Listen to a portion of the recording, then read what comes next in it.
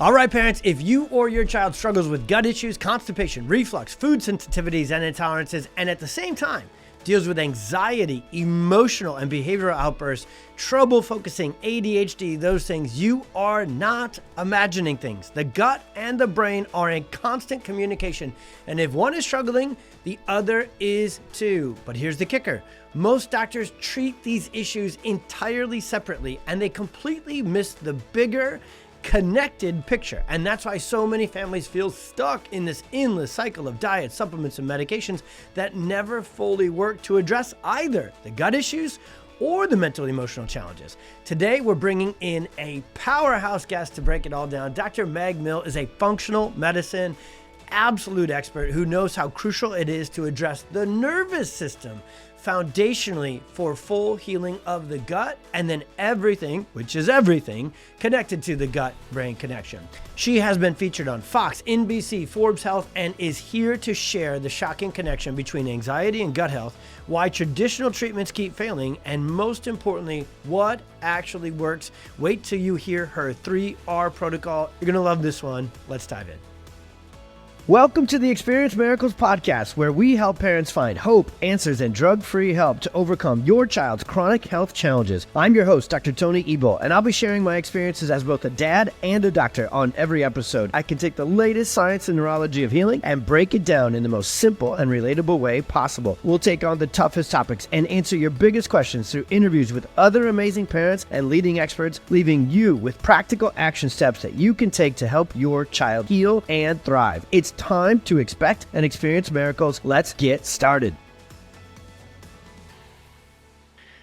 All right, parents, welcome back once again. We are here and we've got this one. I'm going to try and not overcook the introduction and my excitement to it, because in today's world, it's such a blast to watch our generation of parents, and we can now say generation of professionals, find their way into this.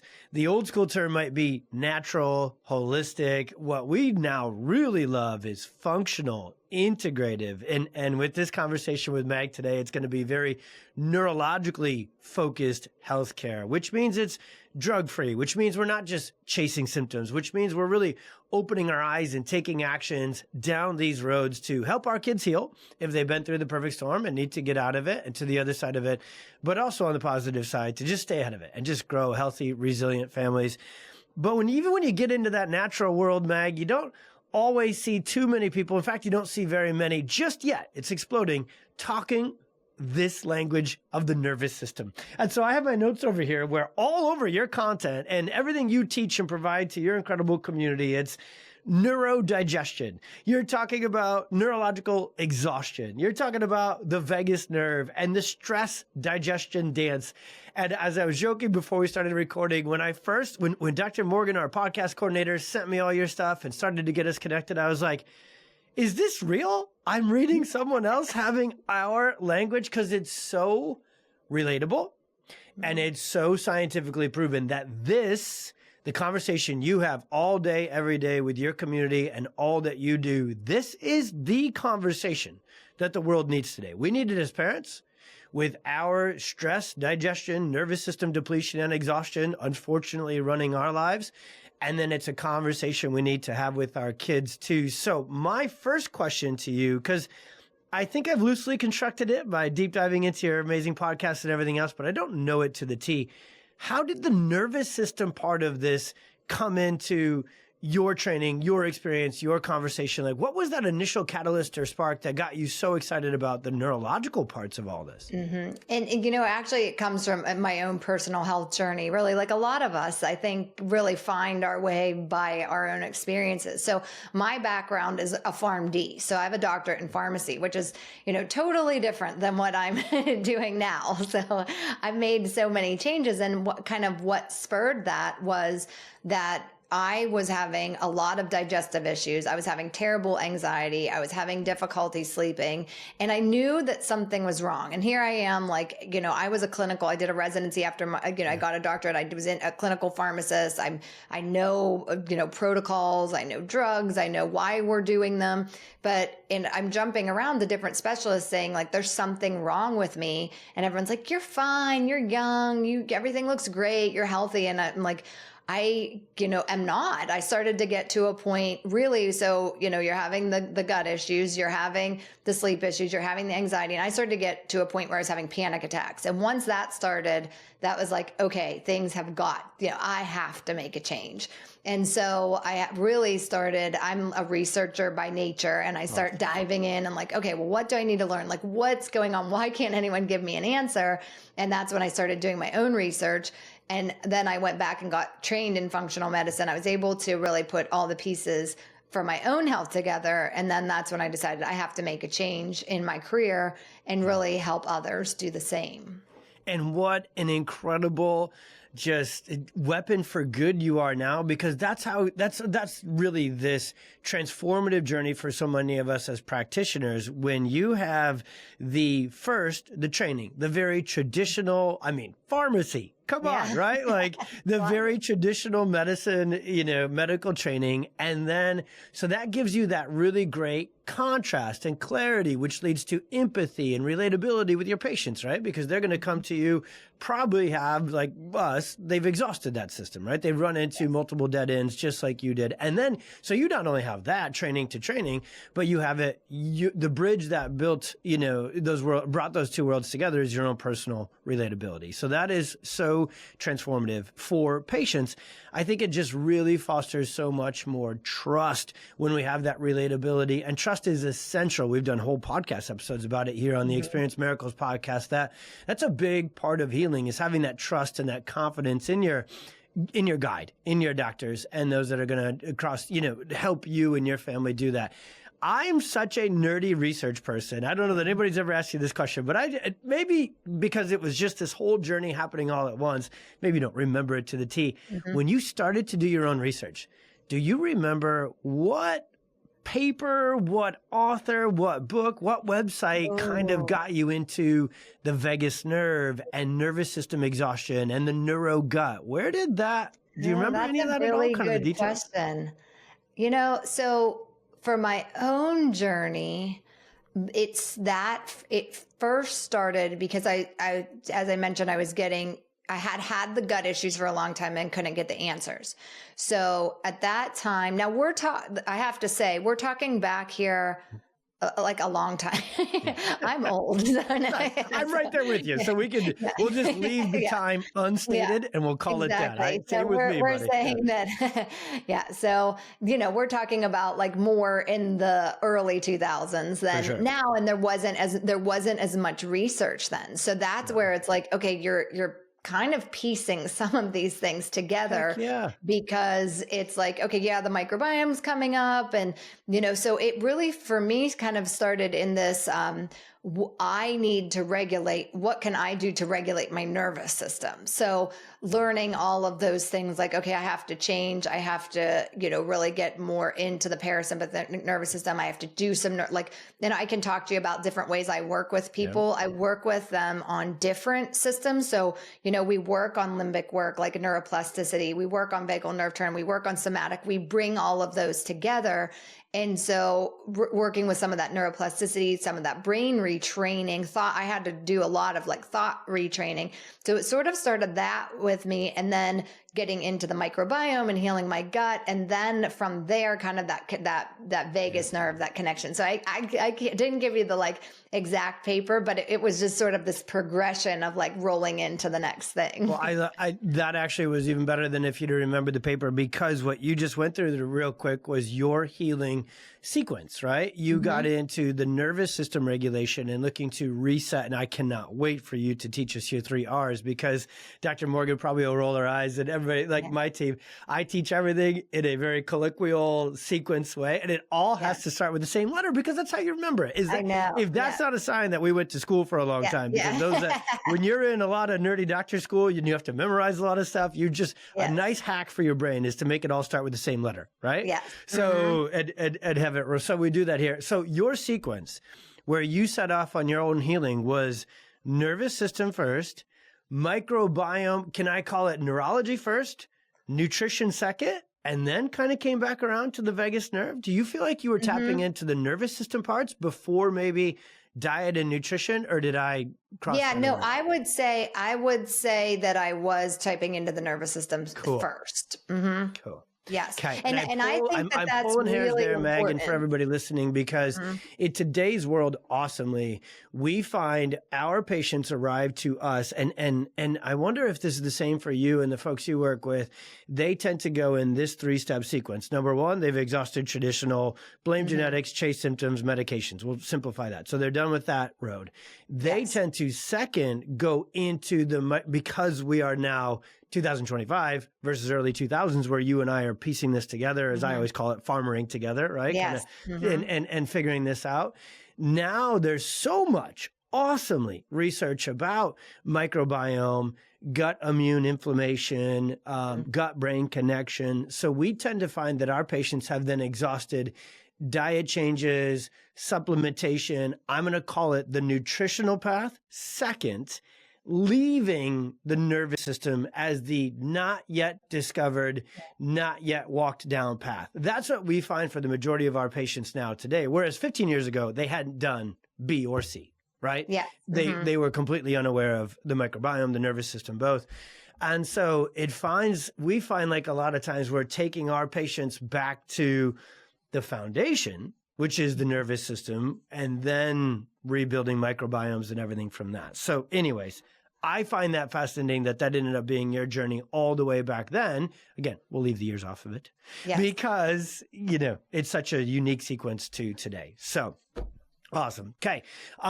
Neuro gut. What we love, and because I have, 3 daughters myself, 2 teenagers, 1 tween, and just God has blessed us to have this intensive program where patients are coming from all over the place. It splits about 50-50, Meg. 50% of them are young. They're 3 to 8 years old, and they're autism spectrum. And we're going to just, for nomenclature's sake, we're going to say half of our intensive program are young littles, autism, sensory seizures.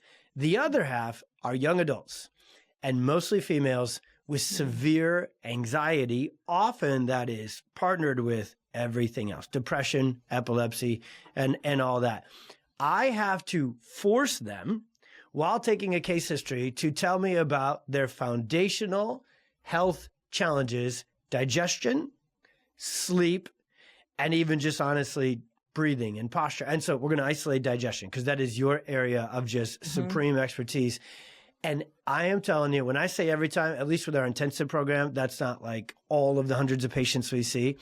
Every single teen that I see struggling with anxiety and depression, and we'll call them neuroemotional, neuromental health challenges, their neurogut and digestion is a mess, and it's been a mess their entire stinking life. So if you could, just from your area of expertise and the way you teach it, can you talk to us about this kind of hidden in plain sight connection between the nervous system, digestion, and then mental, emotional health and anxiety especially? Sure.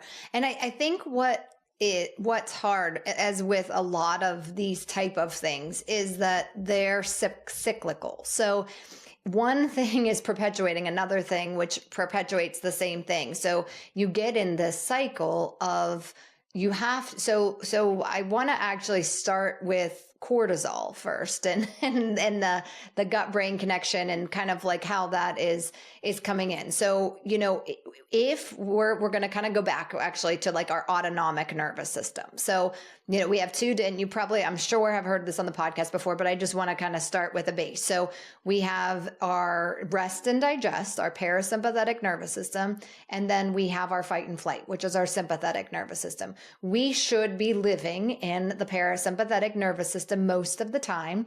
We should be resting and digesting in our regular life.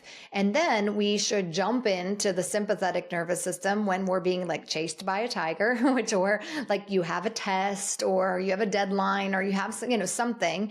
And then you jump in and you come back out. So, okay, we did that. We're in fight or flight. We're back in parasympathetic. The problem is that most of us are living in the sympathetic nervous system a lot of the time. And so we don't know how to regulate ourselves and bring ourselves back into the parasympathetic. We've lost some of that.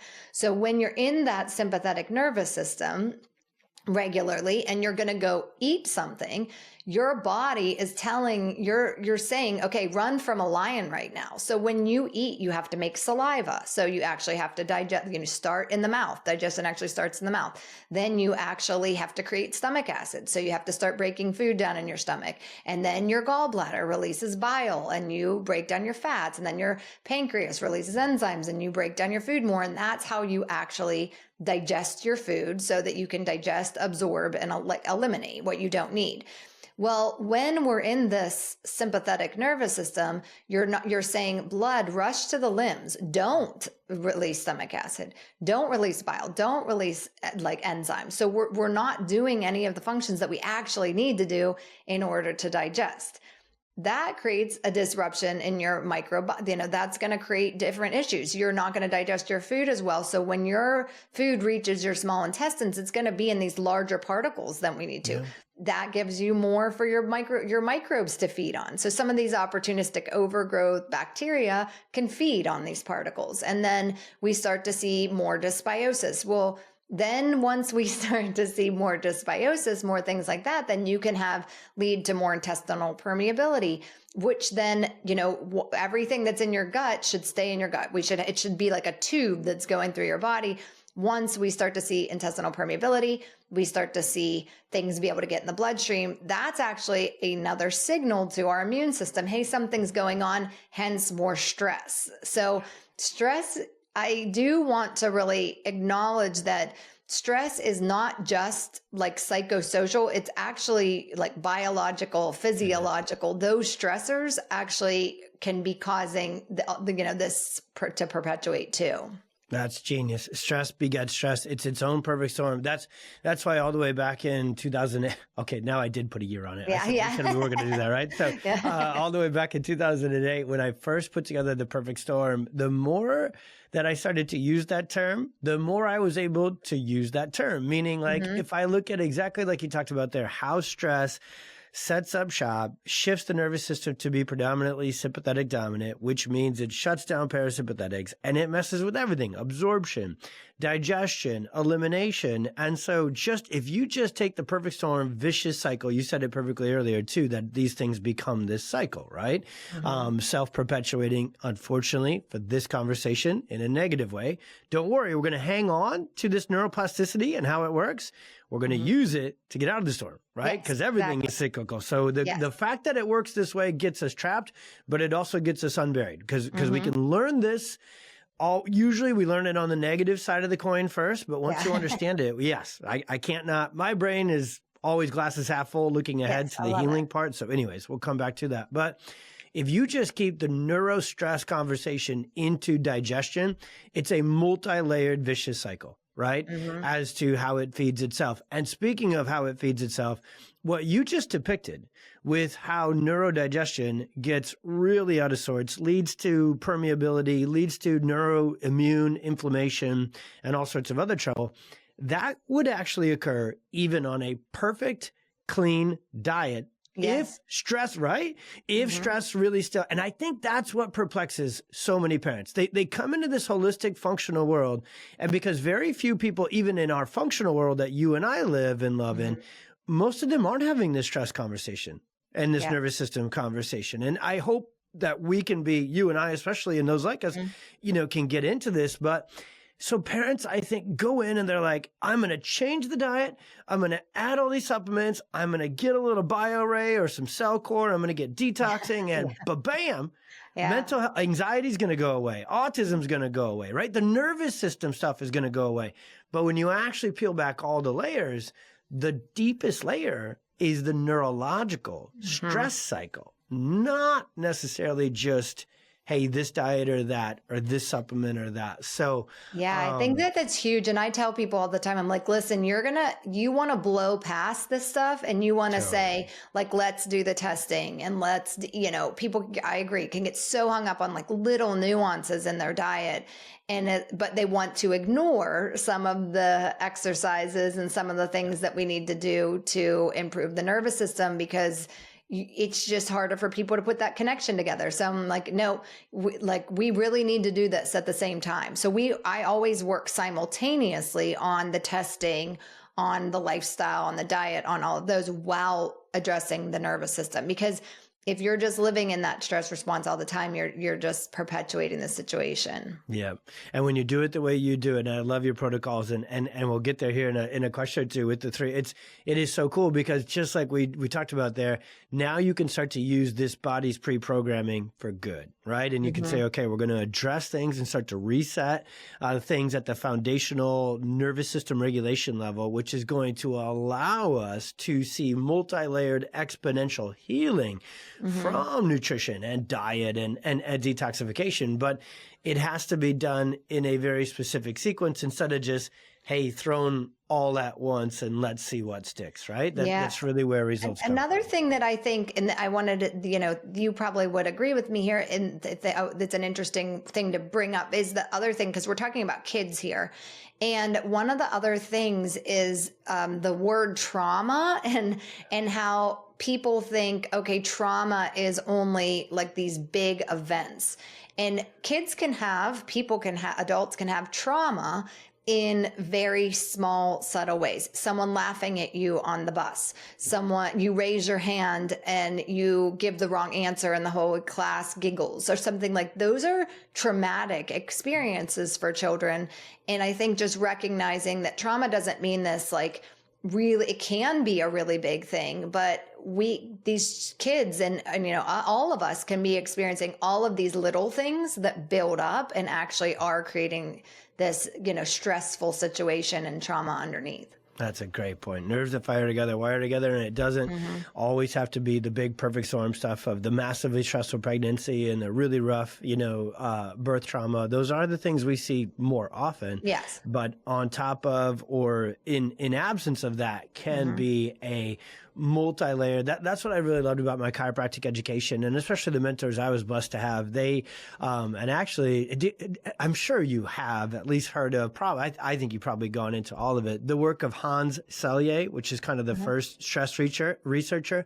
So he was all the way back in the 50s and 60s. He talked about distress, which is what we're mostly talking about here, the not good side, right? That layers and gets a hold of our nervous system and our physiological system. But there's also eustress, right? Which means, okay, well, there's certain things that can build resilience. Well, the reason I love that, and I got to have that in my education, is because the whole time you're learning about the bad, I think you can continue to see the good. Because once you really understand these mechanisms and I know I'm probably saying this for the third time already here, intentionally being a broken record, but the more you start to learn about how this happened to lead to sickness and chronic illness and anxiety and digestive issues and sleep challenges for ourselves or for our kiddos, when you really understand the stress neurophysiology, neurogastroimmunology, neuroendocrine, immune super systems, all the stuff Meg and I could nerd out about, you can then flip it on its side and go, whoa. If I start to do these things, getting adjusted, doing the exercises, doing the things to regulate my nervous system, well, if that's step one, if that's foundational, okay, I can move a massive amount forward into healing from all things, because the nervous system connects to everything. Yes. So this isn't just a, XYZ conversation. Every condition benefits from nervous system healing and regulation massively. And then you can add in the layers of everything else. And so it really is fun to learn about because it gives us answers as to why we may be struggling despite having tried so many other things. But it also gives us the sequence and the blueprint to truly heal foundationally, fully, optimally, let's say it one more time, sequentially heal as we go through this. So let's talk chicken or the egg or the chicken and the egg. Bad joke. Eggs are really expensive right now. So maybe people aren't happy that I'm bringing up eggs. I own my own chickens and live on a farm. So those ladies roll out in the morning and I'm always nice to my chickens, Meg, but especially lately with egg prices going through the roof, I just look at them and say, you know what, ladies, you are doing tremendous work. And we really value it here at the Ebel family farm. Keep it up. Cash cows. Okay, bad joke. Cash cows, chickens, get it? There's always there's a bad dad/farmer joke required on every podcast episode here for me, Meg, even on interviews. Love so it. sorry, you got to listen your way through that, but we checked our box. We got that done. So the anxiety-digestion loop. I love how you teach it because it can go A to B and B to A because it goes A to B and B to A. So can you walk us through the anxiety-digestion loop as you see it in the neuroscience? And then again, once we understand that loop, we can start to see how to maybe disrupt and heal that loop, right? Yes. So, and that's kind of like we're talking about as we were talking about the chicken or the egg. So your microbiome signals a lot of things in your body, which you're not even thinking about. I guess there's different kind of like components here we haven't really got into the vagus nerve. So we'll talk a little bit about the vagus nerve. So the vagus nerve is connecting our gut and I'm just going to simplify, like connecting our gut and our brain. So it runs from the base of the spine into the gut, and we are sending signals. They're called afferent and efferent. They travel one way versus the other, and it's cross-talking. So it's telling, as we mentioned, like, okay, it's saying you need to digest your foods. Okay, you know what? We have, my stomach has butterflies in it. I'm not, feeling well, and it's telling you both ways. So we have this crosstalk. So, one thing you can do is also do, a vagal nerve toning exercises. So we want to make sure that we have a really strong vagus nerve and that it's giving the right directions. But then we also have a lot of different other factors. So like when we have overgrowth bacteria, like we said, we need your good microbiome, your good microbes to be signaling the things that we want to happen. And I'm really simplifying here, but then we get the overgrowth bacteria that are signaling things that we don't want to happen. So we're saying, okay, we have these invaders that are causing what we call dysbiosis, and that's causing an immune response a lot of times. We have lipopolysaccharides and things that are coming out into our blood, then that are signaling the immune system and an alert system. Now, when we also have a gut barrier, like the gut lining, which we can see we have leaky gut. And then we also have a blood-brain barrier. So once we another aspect here is once we start to see intestinal permeability, we also, shortly behind that, we'll also see a blood-brain barrier permeability. So then some of these things that are in the bloodstream now can actually then cross the blood-brain barrier and start to cause some neuroinflammation. So then that's actually causing another signal that we have going on. So there's a lot of different ways that we're cross-talking. Like another thing that you've probably heard said is that 90% of our serotonin is made in our gut. Now, most of this is actually made for motility. So when we're looking at serotonin, it's in the gut, it's mostly motility, but we also, can see that neurotransmitters become dysregulated here. So and then you can start to see some constipation issues if you don't have enough serotonin production because you're not getting motility. So there's so many different facets where there's this communication where we're seeing, one way or the other. And like you're saying, like, think of it as a seesaw. So if one of the things that people have happen a lot is they go to their doctor and they have a lot of stomach pain, and they're going in, they're like, I have these issues, and their doctor, their gastroenterologist will say, here, take a serotonin reuptake inhibitors, take an SSRI. And people are like, I'm not coming to you for depression. I'm coming to you for gut issues. And they're saying that because of a lot of this crosstalk. The problem is that the SSRI isn't what you actually need to do. You actually need to do the things that we're talking about, which is just create an ability to self-regulate your nervous system and get the right communication networks going to be able to tell your body to digest, to be able, so that you don't have the dysbiosis, so you don't get the leaky gut, so that you don't have a lot of these things happening. That is so spot on. And we could take that same thread and you could send it down a bunch more roads, right? That vagus nerve and that crosstalk signaling is also directly to the immune system and inflammation, right? From the brainstem. That vagus nerve is, now we know with polyvagal and Dr. Porges, it's directly connected to our social, emotional, mental well-being. So once you take this crosstalk, this brain-body communication, and you interfere with it, which is really the entire crux of chiropractic. And we have a term for that called subluxation, where that subluxation gets in the way and it really interferes with that crosstalk. And subluxation goes right away into sympathetic dominance, because guess what? Crosstalk, it tends to mess with directly the most, the vagus nerve.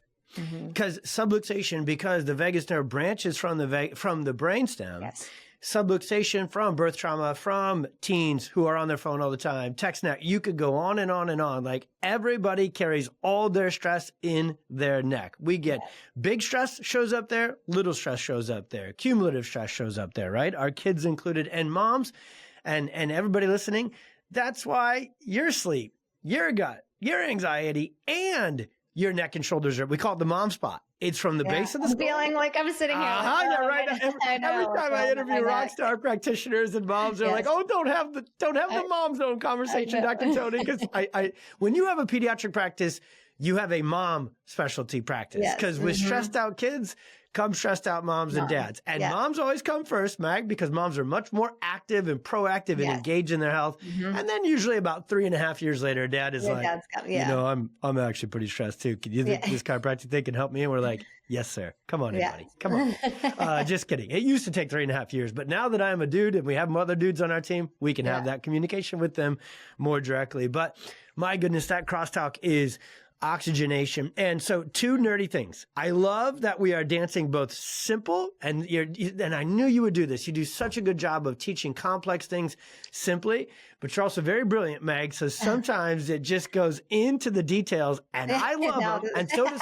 but I'm telling you, so does this audience. Every time I get to meet our patient, a lot of my patients listen to the podcast and come through it, and I'll ask them point blank. I'm like, are you guys really good with me going that granular, that nerdy, that sciencey every time? I mean, 100% of them are like, the more, the better. So you ready to dive deep with me here? Let's do this. Okay. So serotonin, I have heard only a few people speak about that. Okay. I think the gut-brain connection, as it's taught for the majority of people on Instagram and at seminars, when they talk about serotonin, 90% of it being in the gut, I think they're telling the truth, but it's a little bit misleading, because you're exactly right. Specifically, that serotonin and some of those neurotransmitters, their function is served more inside the digestive function, right? It's not necessarily like, oh, this is, without that, we don't have the serotonin for mental. Now, there is crossover, right? And this is something that I could tell you really know, because you went right into it. So what is the difference? Because there is the gut brain, there is the neurotransmitter, but honestly, a bigger issue than the neurotransmitters is just the nervous system being out of balance in the first place. The neurotransmitters, meaning they transmit messages and signals for the nervous system, they're not going to be imbalanced anymore if we get our nervous system out of balance, back into balance, N-E-U-R-O. So you talked about that with serotonin and being gut motility and how big of an issue that is. So when you support your patients and your folks with nervous system regulation, you get them doing the vagal nerve toning, you get them maybe somatic and neurologically focused chiropractic work, and they're getting that. Do you see that digestive motility start to come online pretty early and improve? I do, yes, and I slid that in there because I do think it's I think it's a major point that a lot of people are just like throwing out there, like 90% of the serotonin's made in the gut, and then you're like, yeah, but you're not talking about the fact that that's not the serotonin that's actually regulating your mood. So that's actually regulating your motility, and we're not really diving into like why. I think sometimes people just throw out like things and it's trendy to say. So yes, but I think we need to, so when we're talking about that serotonin, when we're talking about the serotonin, the dopamine, the things like that, we again are talking about more of the nervous system regulation. And then we can see, yes, we're looking at, but once we can get the enteric nervous system, so that the enteric nervous system lives there, little spiny that live around your gut. So that nervous system is more like regarding the serotonin in the gut, the motility, things like that. But we are able, I do work on serotonin regulation, nervous system regulation, to be able to work on the constipation issues, on motility issues too. I think Beautiful. I gave you a long answer for that, but yes. That's awesome. I just think very few people are having that distinction. So now at least I've met one other person who I can tell that grinds your gears a little bit when you hear that, because they take it right up to that line. Mm-hmm. Yeah. And it's just because we know it, right? And you studied it, and you want parents to know this, because when it comes to healing through these really, really tough things, the details really matter. Yes. And so a lot of times you'll run into these presentations or these podcasts or these articles, and because it is very sciencey, neurotransmitters, serotonin, dopamine, it'll kind of almost feel like, oh, that's the whole story. And what I always tell my patients is, oh, well, that's a huge part of the story, but that's a little bit of an incomplete story. There's more to the story with how the nervous system works, including this neurotransmitter conversation. And we gotta keep digging. We gotta get to that final depth of that. And so I can also share with that, just to drive that point home one more time.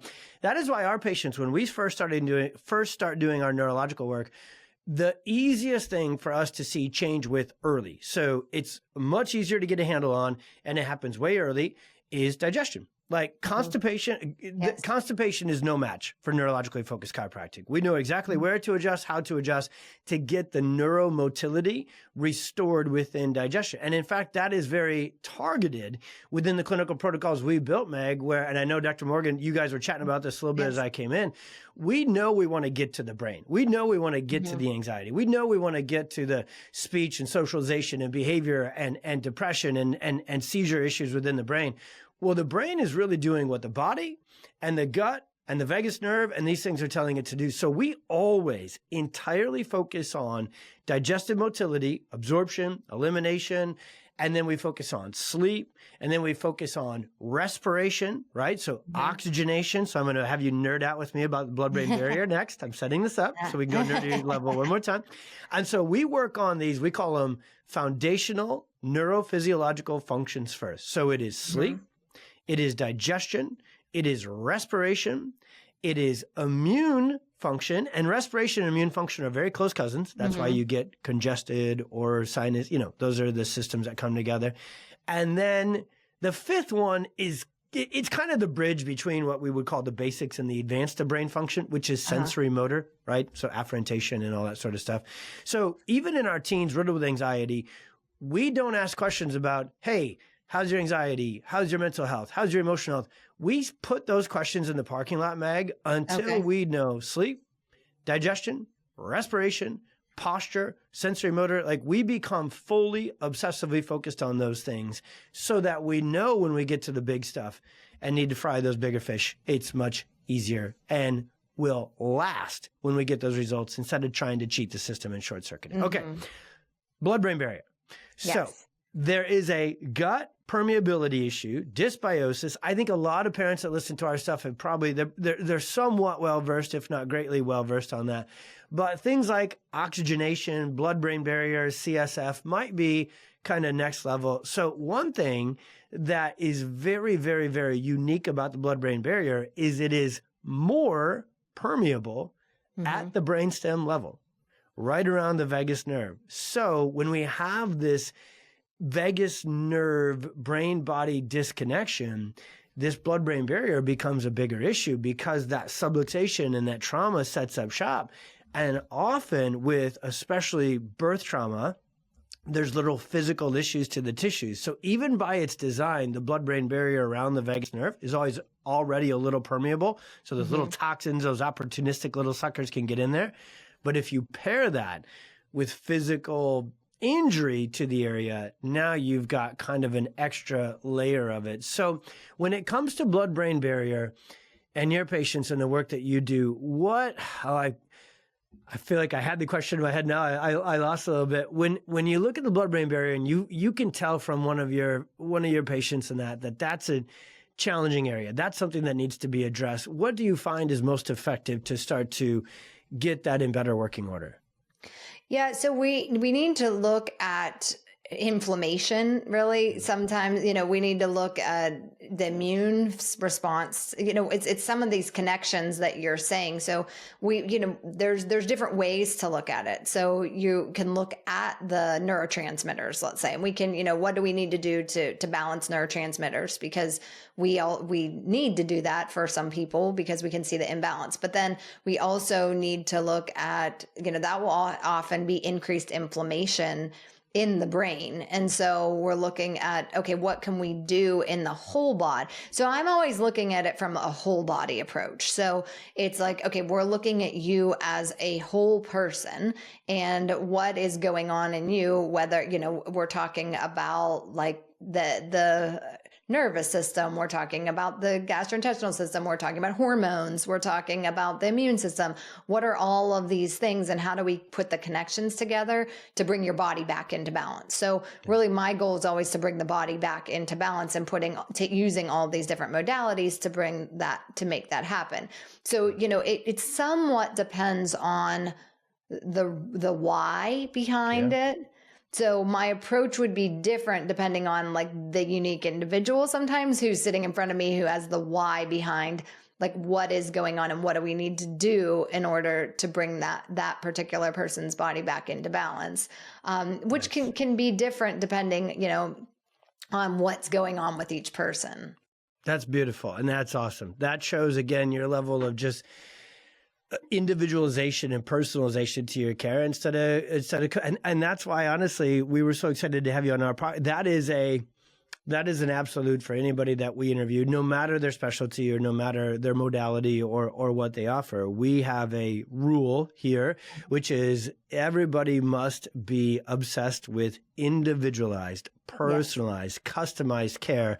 Because anybody can, honestly, ChatGPT can, you can have a cookie cutter functional med ChatGPT, right? And it's just the world we're in right now. And so that's okay. That might get you to first or second base as far as like an understanding of how to heal. But healing is really an individual dance for sure between the practitioner and the patient. And I'm so glad you said that and brought that into this conversation, because the most important thing that we can gather from our patients, and honestly, we do this via parents for their kids, because there's co-regulation, there's connection, there's literal neurological connection between parents and kids. So even if the kiddo isn't going to answer this question, hey, what are we working towards here? What is your number one goal? Like, we have our patients fill out their paperwork, and it sounds like you do too. And like, okay, we got all that. We're on first or second base. We're starting to get an understanding of what we're doing here. But then when you start with your folks, there's just a deep, active, intentional conversation where you're really asking questions and gathering information as to their why, their goals, right? And that, why are they here? Why are they in front of you? Yeah. And so does that do a lot to dictate what you're going to start to go after first, and kind of the sequence and the layering of, because you take the whole body approach, but then you kind of have to you can't do 17 things at once, right? You have to really kind of take this in order. So does that have quite a bit of bearing on that order and that plan? Yes. What does this person, who is this person? Awesome. What do they want? What are their goals? And why are they here? And all of that matters in the order also in which you approach things, because I want them to feel better and, meet some of their goals. And while I'm working on the long-term things to improve overall health. Okay.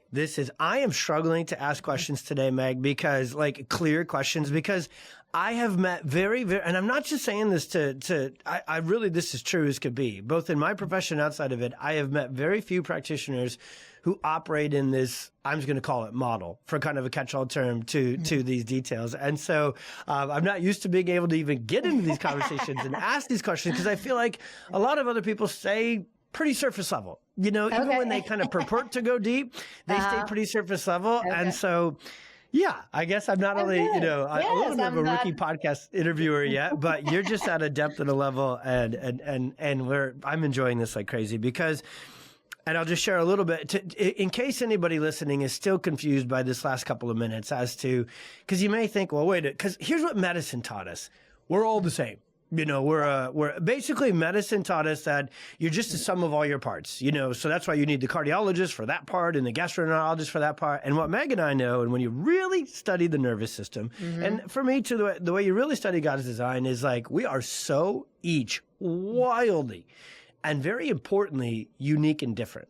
Yes. And if you don't take time to dive down that road and figure out what is really holding a patient back or really holding their child back, you're just going to miss some very essential healing information. And so, Meg, for me, this felt like years ago when I kind of tapped into this, it felt like I was breaking the rules with chiropractic because we were taught, find subluxation, find that brain-body communication, find the interference, make an adjustment, get out of the way. That was kind of like so you just, this is how the body works. This is how the nervous system works. This is how chiropractic works. You do the work and you can't control much. You don't really have any say or power over like which happens first. And to a degree, that is still true. The nervous system has a healing priority and reorganizational mechanism into it. But what I've found, and I apologize for this rant to everybody listening, but man, if you see this, it's really, really powerful to get people better, kids better too. What I have found is every patient, young or adult, has one or two things that they would give anything to get rid of yesterday. Usually for our anxiety patients, it's digestive issues. It's gut issues and sleep issues. They can't sleep and their digestion is a mess. How often? Every single day, 24/7, 365. So what we do is we've switched up our adjusting protocols, Meg, to target the neurodigestion, sleep, respiration, and inflammation first.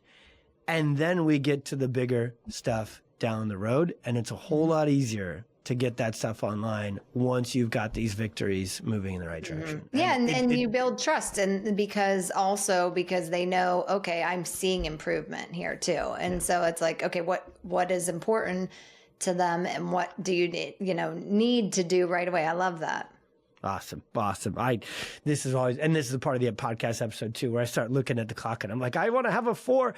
So Joe Rogan and Huberman get to have 3-hour podcasts, right? And so I feel like, Meg, maybe you and I and our nervous system obsession, should we break the mold and do a 3-hour? Okay. Well, maybe we'll just do a 3-part series. We'll have to have you come back 2 more times. So I have one thing that I can't not have you teach us on this. I have it highlighted and like flashing on my notes over here, so I did not forget to do it with this first conversation with you and your brilliance. The 3R protocol. I love them because I've heard a lot of different protocols in the functional world, but I've never heard very few people use the terms regulate, repair, and then the neurological chiropractor rewire. So take us through it. This is your area of expertise. This is what sets you apart. What is the 3R protocol? Yeah, so basically we have to regulate your body. And that's what we were kind of talking about. Like, what do we need to bring back into balance? So we need to regulate your immune system. We need to regulate your digestive system. We need to regulate your hormones. We need to bring your body back into a balance where it's actually working optimally and you're able to digest and absorb all these wonderful things that you're eating. Because if you're, we talked about diet before, if you're doing all the right things, but your body's out of balance, you're not actually getting the benefit that we need to. So we're working on regulating things. We also need to, there's often repair that needs to take place. Like we need to repair that blood-brain barrier. We need to repair the gut lining. We need to really repair some of the imbalances that are occurring And then we need to bring in the part that you love is the rewire. So we need to rewire our nervous system. We need to say, okay, we need to work on I do a 3-pronged approach. So I work on neuroplasticity. We work on the limbic system. So we need to do thought reframing. We need to build new neural pathways. There's often, some of that change that we need to do in the brain. Then we also work on the vagal nerve toning. So we work on the vagus nerve, and then we work on the regulation of your parasympathetic nervous system. And we do also some somatic work in there too. So to this point, meaning I can't wait to continue to get to know you better, work together on all this stuff, because you and I are going to be lifelong researchers too, right? Like we can't wait to learn. Like we now know how this works, so we are just on the hunt for more things that work more better, right? And I know that's not really great English, but that is always my obsession. Like, oh my gosh, this over here is working for this. How do we do more of it? And how do we do it even better, right? So I know cognitive behavioral therapy, neurofeedback have been effective tools, that you have seen with your patients and with folks in this 3R approach.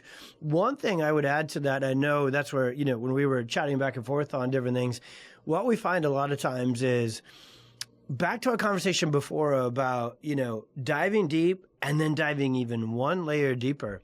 When that subluxation is stuck in the brainstem, into the neurospinal system, so either upper cervical would be where it really messes with the vagus nerve at its origination point, and what I like to call, air traffic control, but then especially along what are called the transition zones of the spine, Meg, so where the neck and the shoulders come together is very huge for not only afferentation, so that calming, regulating reflex into the brain, but it's also huge for oxygenation. So patients that are stuck there really, really they start to breathe through their neck and shoulders. So that's the patient who you try and teach deep breathing exercises and you're like, ugh, they're almost kind of like, I can't do it, right? I know. And it's really tough for kids. Yes. And then also that upper thoracic CT junction, we call it, that's digestion. So that's where the esophagus starts to hand things off. Then you get the same story in the middle back between the shoulder blades. You get the same story in what's called the thoracolumbar junction. That's where the adrenals, the small and large intestine handoff come in, detoxification, all that. And so what happens is when subluxation sets up shop there, we will find that patients often will have less of an ability to tap into, therapy, tap into neurofeedback, just because those things, they're not quite as able to get as deep or as directly potently into the central nervous system like an adjustment. So when I look at that from the 3Rs and we really start to repair and rewire, it's so cool. And I'm not an engineer. I'm a nervous system focused chiropractor, but it's almost like you can look at that central conduit and you just need to repair and rewire it. And when you do, now families will go, wow, now in therapy, now when we do our deep breathing exercises, now when we're doing this stuff that either for them as an adult, they're like, oh, I tried that and I couldn't do it. I couldn't access it. Or for their kiddos, they couldn't do it. Once we get 30, 60, 90 days of foundational chiropractic to hit reset and really release that stuck subluxation, it's like these 3Rs can just go to the moon. Does that make sense? It's kind of the surface level walk through. And the wish, and more people like you to say, okay, this is what we're doing and why. And I think it's wonderful that you're explaining what you're doing and why to people, so they also understand the reason that we're doing it. Nailed it. I think that's been honestly, that's been chiropractic's biggest challenge its entire time. It has, chiropractic has allowed itself to be put in this mechanical, musculoskeletal, structural box. And when I was just reviewing again and going through some of your stuff last night and again this morning to get ready for today, it reminded me of a conversation I had early in my career. It was actually with a neuropsychologist who was running one of the first Dr. Amen clinics. Right. Okay. So they were running SPECT scans and MRIs. Yeah. So they're actually looking at brain physiology and function to go after depression, anxiety instead of, again, just serotonin and SSRIs and all that. So he was such a point blank person. And I'm way young in my career. This is literally when I'm first piecing this together. Right. So the story we're going back and forth. So I think I know what I'm talking about back then, but I'm not totally sure that I had really put the sequence together, right? And so I'm on the phone with this guy, and he's just a wizard. And he goes, I love chiropractic. He goes, every single chiropractor on earth massively incredibly impacts and changes the nervous system and the brain. These are his words to me, an MD. So I'm thinking, like, this is like out of left field. I never really would have thought an MD would say this to me. He goes, then he kind of takes this reflective pause, Meg, and he goes, problem is, only about 20% of them know that that's actually happening. And I was like, ooh, that's a bit too true. Yeah. So you cannot mess with the neck and the central conduit and not change neurology. The difference is in the details. Do you know that is exactly what you're doing? Back to your beautiful conversation earlier. That is why you're doing it and what needs to be done. That is really the difference between a nervous system focused chiropractor and more of your standard spinal biomechanical. So I think that's held chiropractic back from this conversation, is that we've kind of kept the nervous system parts, we've hidden that light under the bushel basket. And God to us has just said, that's the conversation. The nervous system conversation is the one that the world is desperate to hear. And to be able to have you on here, Meg, and be able to talk about the microbiome and digestion and these functional medicine things through the lens of a nervous system, I can't even tell you how much of a treat this is. Oh, it's wonderful to be here.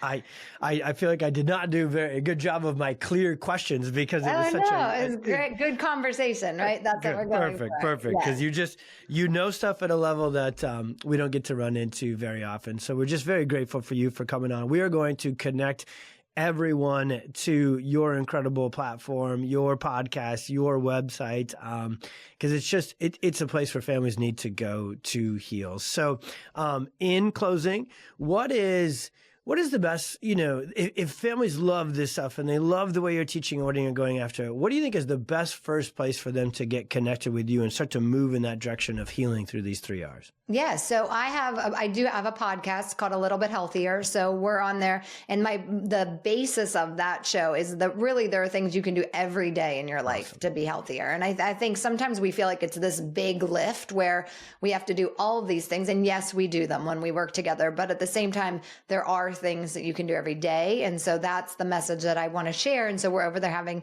great conversations. And then my website is megmill.com. It's just MEGMILL.com. There is like a work with me button. There's blog articles, there's information. I have a lot of free guides. So there's things that you can, download and learn. And I'm over on Instagram, just at Dr. Meg Mill or at Dr. Meg Mill.